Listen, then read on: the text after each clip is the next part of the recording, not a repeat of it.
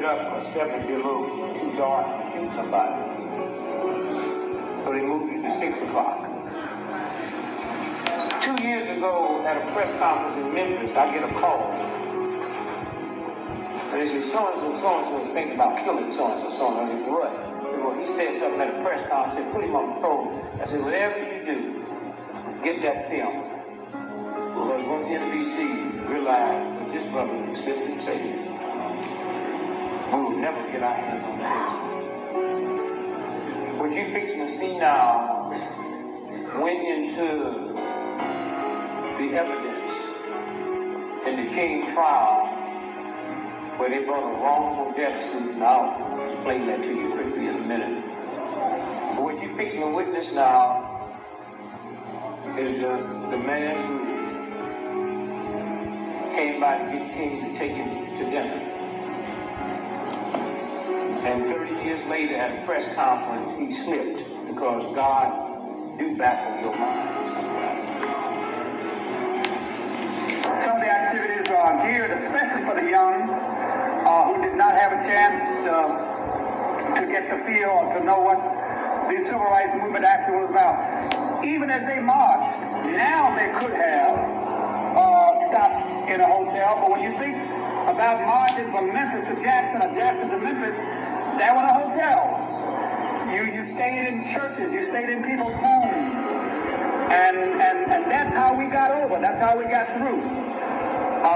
The struggle was a spiritual struggle. You couldn't pay people to do what we had to do. You couldn't pay people to stand before mad dogs and fire hoses and billy clubs and cattle prods. It was strictly a spiritual and moral movement. So we wanted that dimension to be in the pilgrimage to Memphis. We will revisit the mountaintop speech site.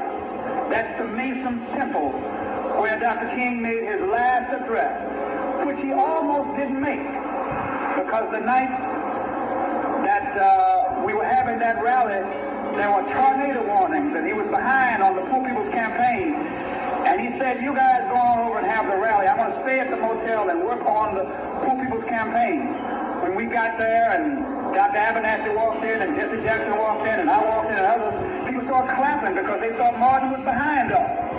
And so Ralph Preacher said to him, this is not our crowd. And he went to the phone and called Dr. King. And any of the marches that we had in those days, you have an opportunity to bring the children and bring the family and march with us. And when I finished sharing with them the last hour of Dr. King's life, so hurry. But that gave me the wonderful privilege of spending the last hour on earth. 3 preachers in a room, Abernathy, King, and Kyle. And we spent that last hour together in room 306 at the Lorraine Motel. The press is always curious, and writers, what went on? What did you talk about? I said, we just talk preacher talk. What preachers talk about when they get together? Y'all pay attention to what you're fixing to hear now. About 5:45, we walked on the balcony, and he was talking to people in the courtyard. He stood here and I stood there. Only as I moved away, so we could have a clear shot, the shot rang out. Thank you. I turned around and then I stood back on the balcony. Only as I moved away, so we could have a clear shot, the shot rang out. Only as I moved away, so we could have a clear shot, the shot rang out. Thank you. I turned around and then I stood back on the balcony.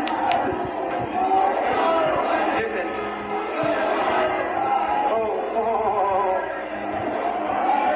Wait, listen. Listen.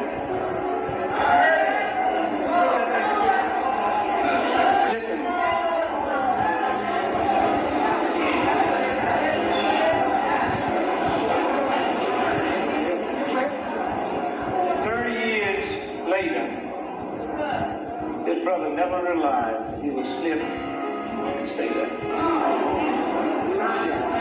Do you know what happened when you sit in a jury room about a conspiracy and this piece of film is introduced? He stood here, I stood here, only as I moved away so he could have a clear shot. The shot rang out. This was the brother that he was going by his house for dinner.